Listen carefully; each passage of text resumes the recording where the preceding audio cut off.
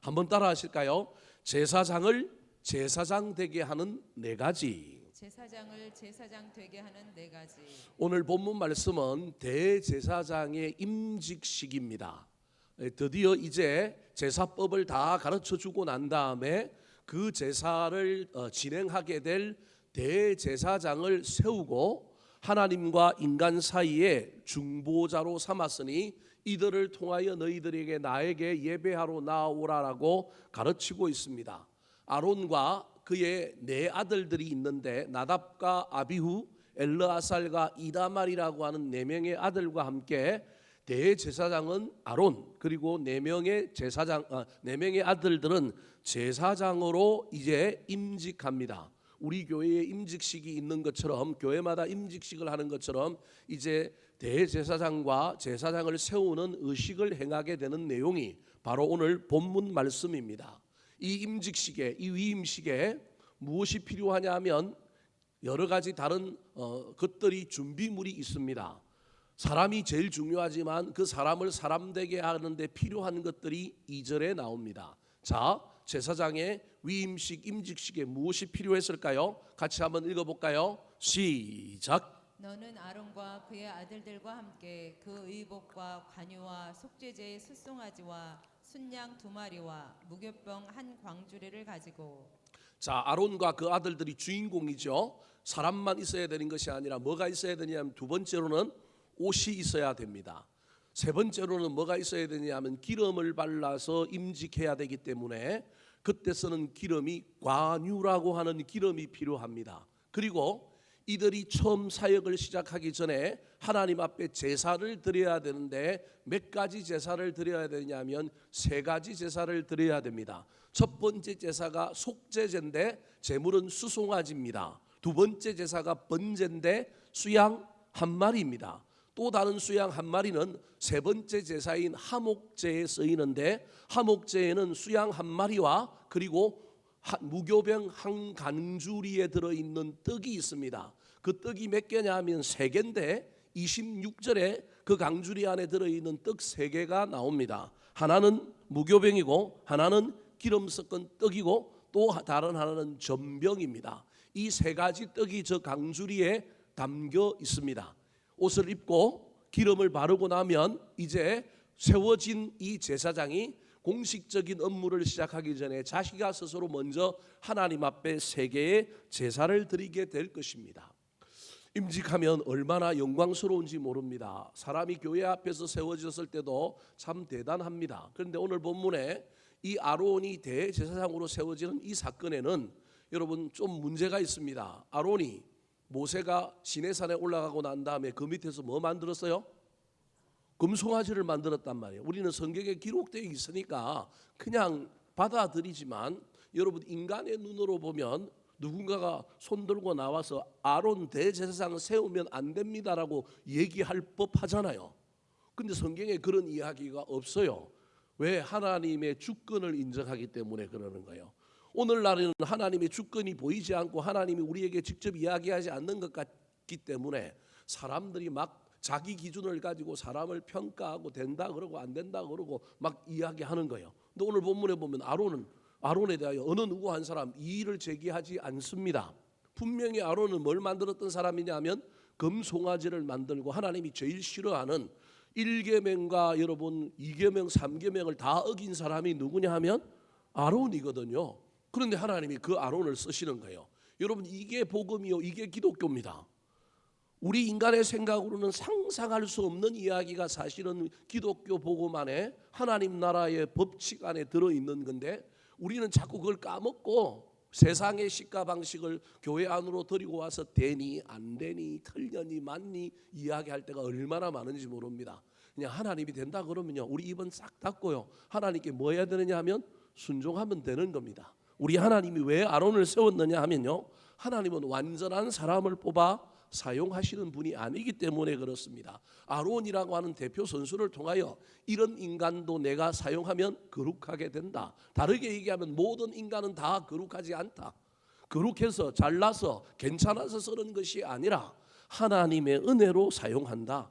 하나님이 일을 맡기는 사람은 잘난 사람, 똑똑한 사람, 괜찮은 사람이 아니라 그 사람의 자격은 그 어떤 것이 아니라 그 안에 은혜가 있느냐, 그리고 순종하느냐. 아마도 제가 보기엔 아론을 대제사장으로 세웠을 때 제일 감격했을 사람은 저는 아론이라고 생각합니다. 조금 마음에 불편함이 있고 조금 시비 걸 만한 사람은 모세였을지도 모릅니다. 자기 형이지만 자기가 가는 길에 제일 큰 죄를 짓고 제일 큰 흠을 만든 사람이 사실은 누구예요? 아론이잖아요. 자기 권위를 다 땅에 뭐한 사람이냐면 떨어뜨린 사람이 아론이거든요. 그런데 여러분, 모세가 한마디도 안 합니다. 아론이 아마도 제가 보기엔 이 임직식에 눈물을 펑펑 흘렸을 겁니다. 그리고 마음에 결심했을 겁니다. 이런 나를 사용해 주신 우리 하나님께 나 최선을 다하리라. 여러분, 이게 임직식의 중요한 내용이라고 하는 사실을 잊어버리면 안 됩니다. 그냥 아론을 세우니까, 모세의 형이니까, 그냥 하나님이 지명했으니까 그런 것도 있지만 이 안에 이야기 속에 하나님의 놀라운 은혜가 있는 겁니다. 그런데 그 은혜의 구체적인 내용이 오늘 본문에 나오는데, 그냥 제사장으로 세우면 되는데 몇 가지 절차와 몇 가지 외형적인 어떤 의식들을 통하여 이 아론을 세우는 이야기를 통하여 흠 많고 죄 많은 인간을 택하여 하나님이 어떻게 거룩하게 하시는지를 설명하고 있는 겁니다. 다르게 얘기하면 제사장을 세우는데 그가 자격이 있어서 세운 게 아니라 대제사장 아론과 그의 아들들을 제사장으로 세울 때 자격이 없지만 흠이 많지만 어떤 행위들을 통하여 어떤 예식들을 통하여 그를 뭐하게 만드느냐 하면 거룩하게 만드는 이야기가 오늘 본문의 이야기요. 이 이야기는 단순히 제사장의 이야기, 특별히 오늘날 목회자인 제가 받아야 될 말씀만이 아니라 우리 모두가 다 왕같은 제사장이라고 한다면, 우리가 하나님 앞에 예배자로 신앙인으로 세움받아서 교회 안에 뭐 큰 직분이 아니더라도 제일 위대한 직분인 성도가 될 때 우리에게 거룩함으로 나타나야 할 그 모든 것이 어떻게 나타나야 할까? 나의 옳은 행실, 내가 뭔가 열심히 하는 것이 아니라 이 예식들에 들어있는 영적인 의미를 잘 깨달아서 성도를 성도되게 하는데 무엇이 필요한가? 제사장을 제사장 되게 하고 목사를 목사 되게 만들고 직분자를 직분자 되게 하는 것이 무엇인지를 깨달아서 다시금 그것들을 잃어버리지 않고 붙드는 저와 여러분이 되기를 예수님의 이름으로 축원합니다. 자, 그렇다면 제사장을 거룩하게 하는데 필요한 네 가지, 제사장을 제사장 되게 하는데 우리를 우리 되게 하는데 필요한 것이 무엇일까요? 첫 번째입니다. 따라하시겠습니다. 씻어야 합니다. 씻어야 합니다. 첫 번째 필요한 것은 물입니다. 물. 제사장을 제사장 되게 하는데 제일 처음 필요한 것이 물이고요. 그 물로 뭘 해야 되느냐 하면 씻으라고 이야기합니다. 자, 6절 말씀. 제사장 이임식에 제일 먼저 행하였던 의식이 씻는 행위였습니다. 같이 한번 읽어볼까요? 시작. 모세가 아론과 그의 아들들을 데려다가 물로 그들을 씻기고. 자, 물로 그들을 씻겼다. 어떻게 씻겼을까요? 얼굴만 씻겼을까요? 손발만 씻겼을까요? 여러분, 이후에 제사장은 여러분 물두멍이라고 하는 곳에서 뭐만 씻느냐 하면 손만 씻습니다. 그런데 저기서 최초의 임직식에, 최초의 위임식에 이 아론과 그의 아들들이 행한 물로 씻는 건 그냥 손발만 씻은 게 아니라 목욕, 죄개했다라고 하는 의미입니다. 온 몸을 씻었다라고 하는 의미가 저 안에 들어 있습니다. 베드로와 예수님의 대화가 있습니다. 예수님께서 베드로의 발을 씻으시면서 세족식을 할 때 그거 스승이 제자의 발을 씻기니까 이건 맞지도 않는다고 우기면서 베드로가 그러면 손발만 씻지 말고 뭐도 시켜달라고요? 목욕도 시켜달라고 그럽니다. 안 하겠다는 거죠. 겸손을 가장한 어떤 의미인데, 그때 우리 예수님이 뭐라고 얘기하느냐 하면 예수 믿은 사람은 이미 다 뭘 씻은 사람이라고요? 몸을 씻은 사람, 목욕한 사람이기 때문에 몸을 씻을 필요는 없고 뭐만 씻으면 된다고요? 손과 발을 씻으면 된다. 여러분, 이 이야기가 유명한 이야기인데 이게 구약의 이야기가 연결이 되는 겁니다. 무슨 말이냐 하면 몸을 씻었다라고 하는 말은 거듭났다, 회심했다라고 하는 말입니다. 다르게 얘기하면 구원의 감격이 이 안에 있다. 즉 어떤 일을 함에 있어서, 어떤 직분자가 직분을 행함에 있어서 교회 안에 또는 하나님의 나라에 누군가가 세워질 때 여러분 잊어버리면 안 되는 것, 빼앗기면 안 되는 것, 반드시 기본으로 자리 잡아야 된 것은 핵심이라는 거예요. 더 다르게 얘기하면 그 핵심의 핵심은 뭐냐 하면 내가 예수 그리스도로 말미암아 뭘 받았다고요? 구원받았다라고 하는 것이 전제돼야 일할 수 있다라는 거예요. 구원받지 않았는데 구원의 확신이 없는데 여러분 일한다는 건 그건 그냥 일만 하는 거예요. 교회 안에 그런 사람들이 들어 있을 수도 있어요. 우리는 일만 하는 사람이 아니라 왜 일하는지가 있어야 되는 사람입니다. 일이 목적이 아니라 이 안에 다른 것이 있어서 일하는 겁니다. 구원받은 은혜 때문에 뭐 하는 사람이라고요? 일하는 거예요. 일이 목적이 아니라니까요. 일 잘해갖고 인정받고 누구한테 막 드러나는 게 아니라 그 모든 동기가 무엇이냐 하면 내가 예수 믿고 구원받았기 때문에 이 은혜를 내가 어떻게 갚을까? 여러분 이게 기본이라는 겁니다. 그래서 오늘 본문에도 이 아론과 그의 아들들을 특별히 아론의 입장에서 우상 숭배하고 금송아지 만들고 그가 하나님 앞에 제대로 될 수 없었는데 하나님이 이 물로 씻기는 행위를 통하여 아론에게 다시 한번 구원의 확신, 구원의 기쁨을 뭐 해주고 있느냐 하면 회복시켜주고 있는 거예요. 그리고는 그 이후에는 하나님께 나올 때 뭐 할 필요 없다? 목욕할 필요 없다. 뭐만 씻으면 된다?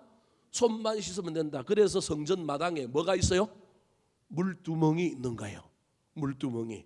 이제는 목욕 안 해도 된다. 한 번 목욕하면 된다. 이 이후로는 구원의 감격, 회심의 복음을 붙들고 너희들이 일하면 된다. 그렇게 말하고 있는 것입니다. 사랑하는 성도 여러분, 일하다 보면 살다 보면 이것이 사라지기도 하고 악한 마귀에 빼앗겨서 우리 안에 이 기본이 사라질 때가 얼마나 많은지 모릅니다.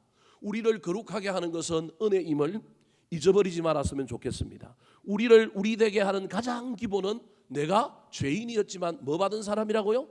구원받은 사람이다. 그 구원에 대한 은혜가 우리 가운데 넘쳐 흘러서 그 은혜 때문에 일했으면 좋겠습니다. 사람 때문에 상황과 환경 때문에 내 뜻대로 되지 아니하여 우리가 조금 문제가 생겼을지라도 여러분 그 문제 생겼던 상황과 문제 앞에서 내 안에 이 은혜가 있는가, 내가 구원받은 은혜로 여전히 이 어려움 속에서 나아가고 있는가 다시금 살피고 점검함으로 말미암아 우리가 더 거룩해지는 하나님의 사람들이 되기를 예수님의 이름으로 축원합니다. 두 번째, 제사장을 제사장 되게 하는데 우리를 우리 되게 하는데 필요한 것이 무엇일까요? 따라 하시겠습니다. 입어야 합니다. 입어야 합니다. 두 번째 필요한 것은 무엇이냐 하면 옷입니다. 옷. 첫 번째가 물이었다고 한다면 우리를 우리 되게 하는 데는 물이 있어야 돼요. 핵심. 물과 피로 거듭난다. 물과 성령으로 거듭난다라고 하는 구원의 이야기가 첫 번째 이야기였다고 한다면 두 번째로는 구원받은 자도 뭘 입어야 된다고요? 옷을 입어야 됩니다. 옷이 은혜입니다. 에덴 동산에서 아담과 하와가 선악과 따먹고 쫓겨날 때 무화과 나무 잎으로 치마 만들고 옷 입고 있었는데 그거 햇빛 비치니까 다 시들어 말라버렸는데 우리 하나님이 그들 쫓아내면서도 무슨 옷 입혀주셨어요? 가죽옷 입혀주셨습니다. 옷은 신학적으로 칭위라고 합니다. 어렵지 않는 우리를 어떻게 하느냐 하면 어렵게 만드는 겁니다. 그래서 제사장은 그냥 나아가면 안 되고 하나님 앞에 나아갈 때 반드시 뭘 입어야 돼요?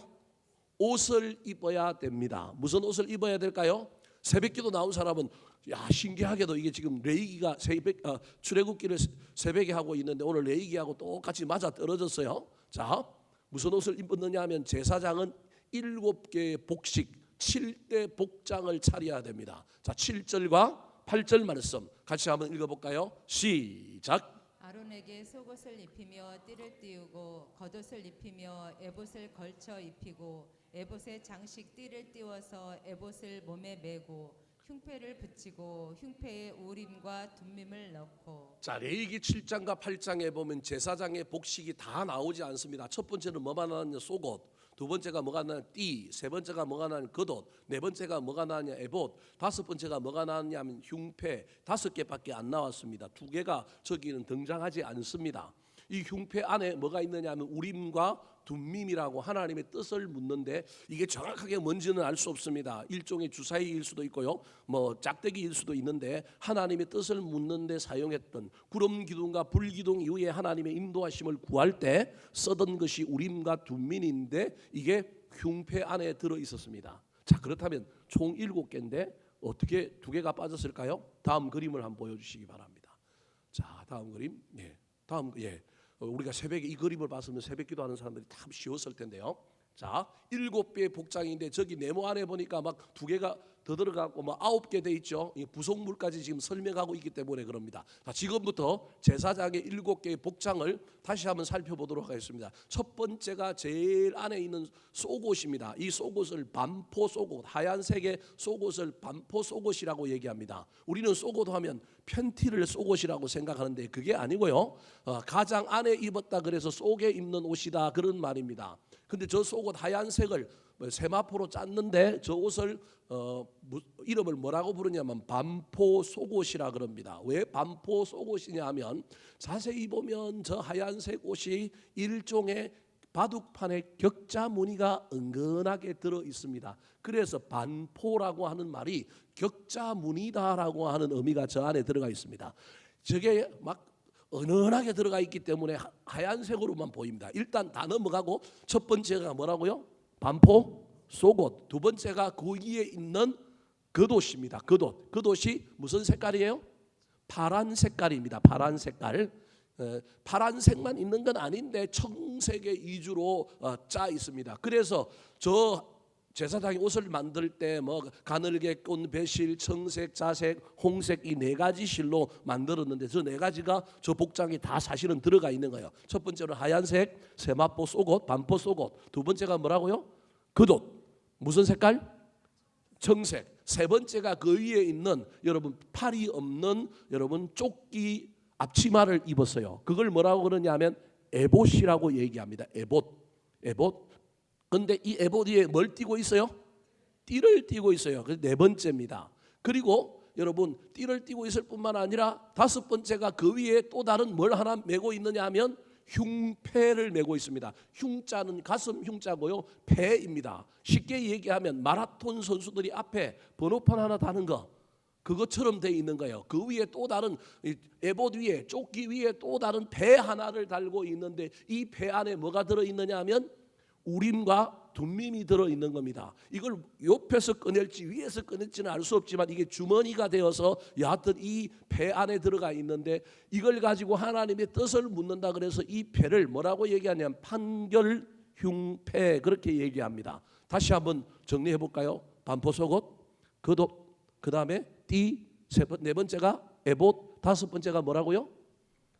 판결흉패입니다. 근데 판결흉패 앞에는 보석이 네 줄씩 각각 세 개씩 네 줄이 있습니다. 저 보석은 이스라엘 12지파를 상징합니다. 저 보석 때문에 제사장 옷이 참 화려합니다. 근데 이 판결흉패에 담겨 있는 저 보석이 달려 있으니 무거울까요? 안 무거울까요?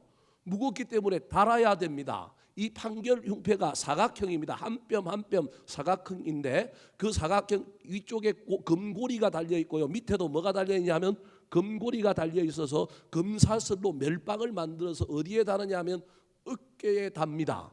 그래서 여섯 번째 제사장 복식이 제일 중요한 것 중에 성경에 잘 기록하고 있지 않지만 이게 견대입니다.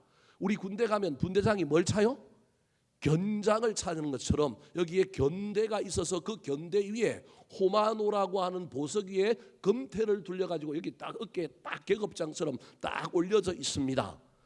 우리 바바리 입으면 바바리 위에 뭐 하나 딱 나와가지고 단추 하나 담겨 있는 그런 복장처럼 이렇게 돼 있는 거예요. 여기에 뭘 달 거냐 하면 판결 흉패를 금사슬을 메어가지고 요 어깨 견대에 달아내리고요. 그 다음에 밑에 또 구멍이 네모에 있는 걸 달아 금사슬을 달아갖고 어디에 매느냐 하면 여기 띄고 있는 어디에 띄어요? 띠에 달아서 저 판결 흉패를 답니다. 자, 여기까지가 6개 복장입니다. 속옷, 겉옷, 에봇, 띠, 판결 흉패 그리고 여섯 번째가 뭐라고요? 견대. 물론 저 겉옷 파란색 겉옷 밑에는 뭐가 달려 있느냐 하면 술이라고 하는 것과 방울이 달려 있습니다. 방울은 왜 달려 있느냐 하면 지성소에 들어갔는데 잘못 들어가거나 범죄함으로 말미암아 하나님이 쳐서 죽이면 소리가 나요, 안 나요? 안 나요. 그래서 그 소리가 나면 살아 있다 안심하는 거예요. 근데 소리가 안 나면 줄 매달고 이 허리에 줄 매달고 들어가면 다른 사람도 죽으니까 어떻게 하는 거예요? 시체를 끄집어내는 거예요. 그래서 이 견대는 여러 가지 그런 목적들이 있는 거예요. 이 띠는 그런 목적이 있는 거예요. 띠를 차고 가는데 저 초록색 겉옷 밑에는 술과 뭐가 달려 있느냐 하면 방울이 달려 있는 거예요. 자, 그럼 여기까지가 6개입니다. 7번째가 뭐냐 하면 머리에 뭘 써요? 관을 쓰는 거예요. 이 관에 부속품이 있는 거예요. 관의 부속품이 뭐냐 하면 저 하얀 관 둘레에 뭐가 있다고요? 띠가 있는 거예요. 금띠가. 그런데 그 금띠에 글을 새겨놨는데 뭐라고 새겨놨느냐 하면 여호와께 성결이라고 하는 히브리어로 이게 새겨놓은 거예요. 그래서 저 모자를 쓰고 들어가는 제사장을 볼 때마다 사람들이 하나님 앞에 들어갈 때는 성결해야 된다. 여호와께 성결이라고 하는 이게 띠를 하나 금태를 띠를 하나 두르고 서 있는 것이 저 제사장의 복장입니다. 여러분, 이 복장은 제사장만 저렇게 화려하게 입었지, 대제사장만 저렇게 화려하게 입었지 제사장은 저 7개를 다 입지 않았습니다. 자, 오늘 본문 9절 말씀 같이 한번 읽어볼까요? 9절 시작. 그의 머리에 관을 씌우고 그 관 위 전면에 금패를 붙이니 곧 거룩한 관이라. 여호와께서 모세에게 명령하신 것과 같았더라. 머리에 관의 이야기까지 했습니다. 자, 그리고 아들들 4명의 아들들에게는 저 7개 복장을 다 입히지 않았습니다. 13절 같이 한번 읽어볼까요? 시작. 모세가 또 아론의 아들들을 데려다가 그들에게 속옷을 입히고 띠를 띄우며 관을 씌웠더니 여호와께서 모세에게 명령하신 것과 같았더라. 대제사장은 7개. 그런데 제사장은 몇 개? 3개. 하얀 제일 밑에 있는 속옷만 입고 그 다음에 뭘 띄어요? 띠를 띄고 그 다음에 뭐만 써요? 간을 썼는데 간만 쓰는 거예요. 이 3개만 하는 거예요. 그럼 보세요. 머리, 중심, 그 다음에 온몸을 가리는 옷 3개가 기본인 거예요. 그 위에 판결 흉패가 붙여져 있는 것, 에봇이라고 하는 예배를 집전한다라고 하는 의미가 담겨 있는 이 에봇은 누구만 입어요? 대제사장만 입고 제사장은 저 3개만 입는 거예요. 자, 그렇다면 왜 이 제사장이 옷을 입어야 할까요? 옷을 입는다라고 하는 의미는 뭘까요? 성경에 보면 제사장이 옷을 입는다고 얘기하면서 그 옷을 입혀 뭐하게 하고라고 얘기하고 있느냐면 거룩하게 하고 그래요. 그래서 제사장의 거룩은요 2가지인데 하나는 옷이고 또 하나는 피예요. 옷과 피가 뭐하게 하느냐 하면 거룩하게 해요.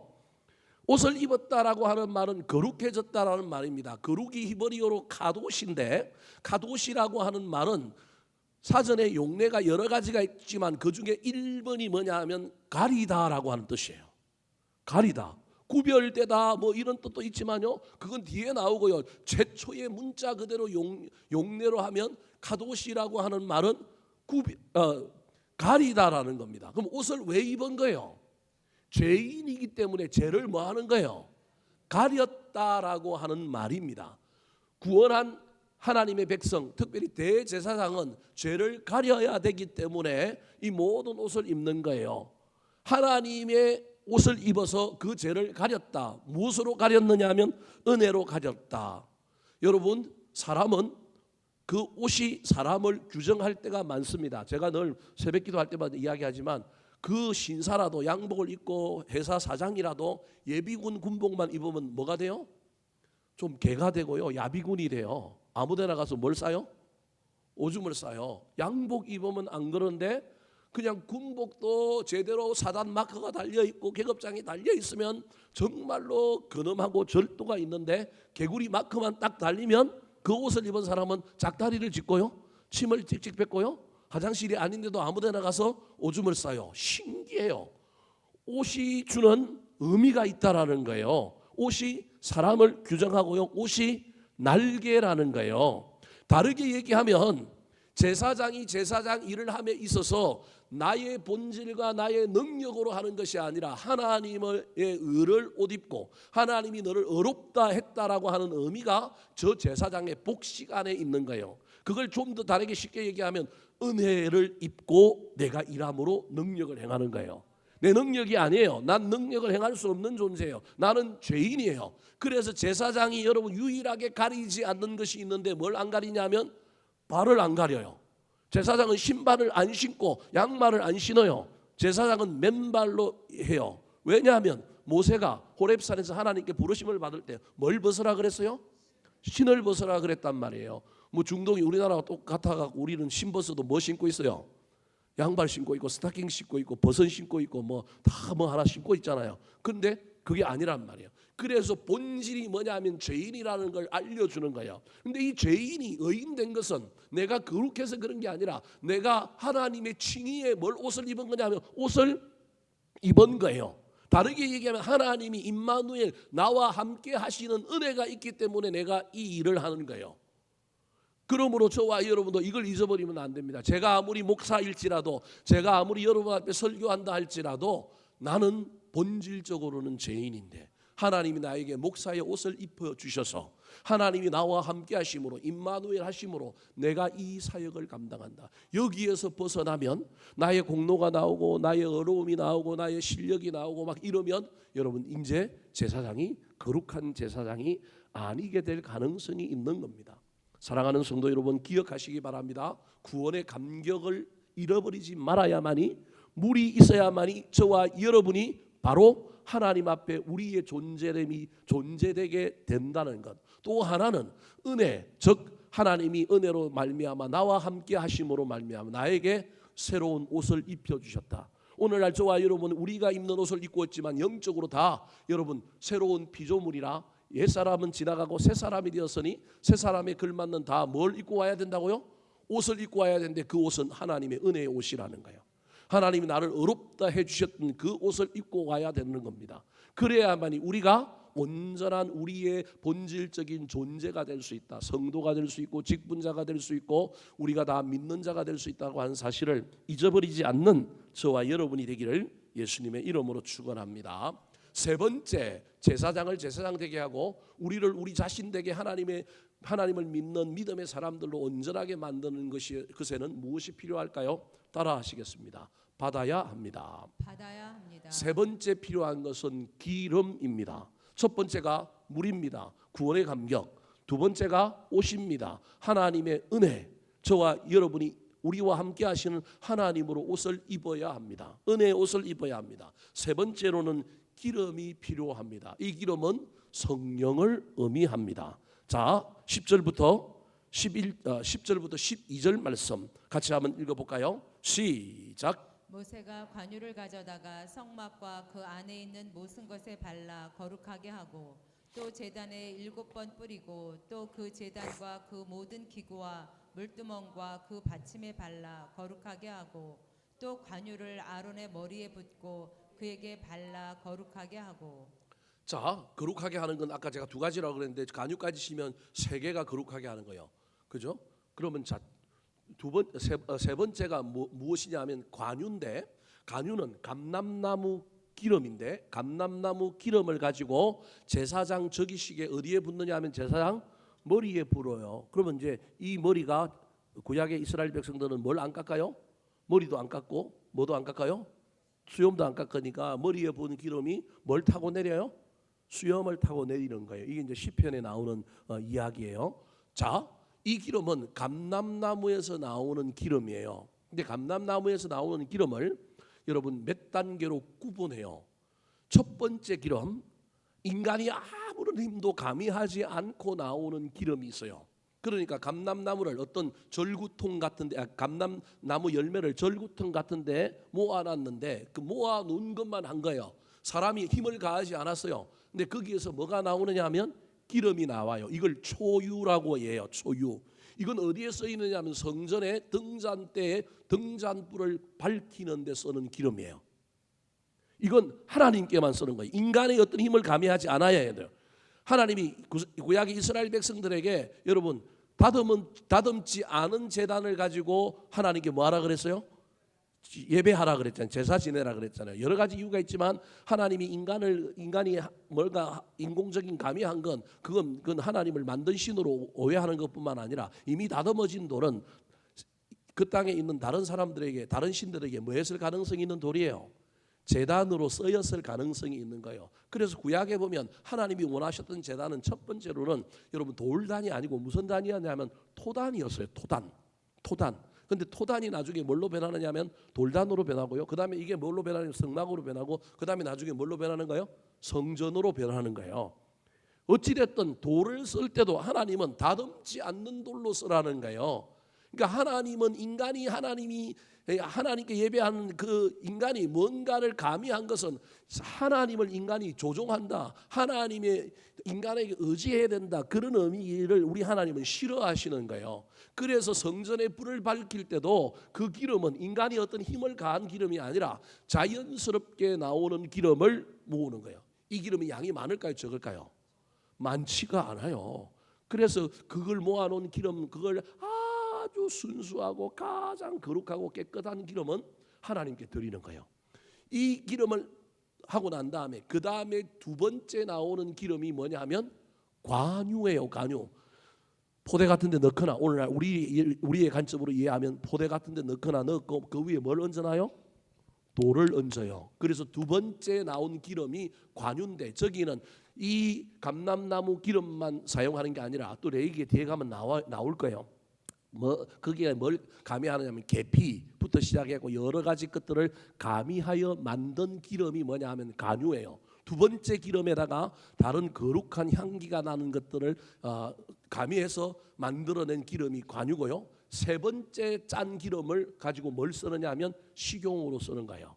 그래서 우리가 이스라엘 성지순례를 가거나 중동에 가거나 가면 막 아주 좋은 기름이라고 팔잖아요. 엑스트라 버진이라고 얘기하잖아요. 그거 다 인간이 다 추출한 거예요. 힘을 뭐한 거예요? 가미한 거예요. 가미했지만 그 가미가 처음이라고 막 그렇게 얘기하는데 뭐 믿어야 될지 말아야 될지는 잘 모르겠어요. 여하튼 그런 기름을 쓰는 거예요. 두 번째 기름 이 관유인데 순수한 감람류 기름만으로 된 게 아니라 그 안에 뭐 나감향, 계피 뭐 이런 것들이 막 다 섞여 가지고 이걸 가지고 이제 사람 머리 위에도 부을 뿐만 아니라 어디에도 바르느냐 하면 기구들에게도 다 발라요. 성령의 기름 부으심, 성령의 임재를 의미하는 거예요. 심지어 어디에도 바르느냐 하면 24절에 보면 여러분 대제사장의 오른쪽 귀 뒤에도 바르고요. 어디에도 바르냐 하면 대제사장의 엄지손가락에도 오늘 보면 24절에 보면 나와요. 뒤에 보면 엄지손가락에도 바르고요. 어디에도 바르냐 하면 대제사장의 엄지 발가락에도 발라요. 오른쪽 엄지발가락에만 오른쪽 귓볼에만 바르는 거예요. 그래서 기름 붓는 이 일을 통하여 하나님이 거룩하게 만들어주는 거예요. 다르게 얘기하면 우리의 거룩은 우리 자신에서 나오는 게 아니라 나의 어떤 행위가 아니라 여러분 성령의 기름 부으심이라는 거예요. 성령의 기름 부으심을 받아야 우리가 온전한 제사장이 된다. 물로 씻어서 구원의 감격을 붙들고 가야 될 뿐만 아니라 우리는 은혜의 옷을 입고 임마누엘 되시는 하나님과 함께 그분의 보호하심으로 일하고 더 나아가서 우리가 온전한 제사장이 되고 온전한 그리스도인이 되려면 반드시 뭐가 있어야 되냐면 성령의 기름 부으심이 있어야 된다. 사랑하는 성도 여러분, 성령의 능력을 힘입어 일하는 자가 되어서 나만의 힘을 내 힘만을 의지하는 자가 되지 않게 되기를 예수님의 이름으로 축원합니다. 마지막입니다. 자, 제사장을 제사장 되게 하는 것 또 다른 우리를 우리 되게 만드는 진짜 그리스도인으로 만드는 건 뭐냐 하면 따라하시겠습니다. 드려야 합니다. 드려야 합니다. 이 드리는 것은 피가 있어야 됩니다. 피. 자, 오늘 본문 뒤에서 보면 15절부터 뭐가 나오느냐 하면 이제 제사장이 드려야 할 세 가지 제사가 나옵니다. 아까 서론에도 말씀드렸지만 제사장의 위임식, 임직식에는 세 가지 제사를 드리는데 첫 번째가 속죄제, 두 번째가 번제, 세 번째가 화목제 드립니다. 다음 주 설교는 이 세 가지예요, 사실은. 자, 근데 그때 다 뭘 드려야 되느냐 하면 피가 핵심입니다. 15절 말씀 같이 한번 읽어볼까요? 15절 시작. 모세가 잡고 그 피를 가져다가 손가락으로 그 피를 제단의 네 귀퉁이 뿔에 발라 제단을 깨끗하게 하고 그 피는 제단 밑에 쏟아 제단을 속하여 거룩하게 하고. 자, 피가 발려야 깨끗해지고 피가 발려야 뭐 한다고요? 거룩해진다. 다르게 얘기하면 피를 드려야 한다라는 말입니다. 여러분 이 피를 드렸다, 특별히 세 가지 제사를 드렸다라고 하는 의미 속에는 헌신이 들어있는 겁니다. 예수 그리스도의 헌신으로 말미암아 그 피공로로 우리가 구원받았던 것처럼 제사장은 자기 자신을 드리는 사람이다. 피 없는 피와 같은 희생 없이는 제사장이 온전히 제사장 되지 않는다. 예수 그리스도의 피공로 의지하여 저와 여러분도 우리 예수님 닮은 헌신하는 사람, 충성하는 사람이 되어야만이 온전한 제사장이 된다, 그런 말입니다. 정리하겠습니다. 여러분, 오늘 본문의 이야기는 제사장을 제사장 되게 하는 위임식에 쓰였던 4가지가 있습니다. 첫 번째가 뭐가 있었다고요? 물로 씻어야 합니다. 두 번째가 뭐라고요? 옷, 거룩한 옷이라고 하는 7가지 옷을 대제사장은 입었고 제사장은 3가지 옷을 입었습니다. 옷 입어야 합니다. 세 번째가 뭐라고요? 기름을 발라야 합니다. 네 번째가 뭐라고요? 피를 발라야 합니다. 피를 바르는데 피를 바르기 위해서는 제물을 뭐예요? 드려야 됩니다. 여러분, 이것이 여러분 단순히 직분이라고 하는 의미를 넘어서 우리 그리스도인이 가져야 될 기본적인 중요한 4가지다. 저와 여러분에게 물이 있느냐, 옷이 있느냐, 기름이 있느냐, 피가 있느냐 늘 점검하셔서 하반기에 내 인생 길 가는 동안에, 내 신앙 가는 동안에 이 4가지가 사라지지 않도록 늘 우리를 점검하고 우리를 주님 앞에 온전히 쳐서 복종시키게 되기를 예수님의 이름으로 축원합니다. 한번 따라 하실까요? 제사장을 제사장 되게 하는 4가지. 제사장을 제사장 되게 하는 4가지. 씻어야 합니다. 씻어야 합니다. 입어야 합니다. 입어야 합니다. 받아야 합니다. 받아야 합니다. 드려야 합니다. 드려야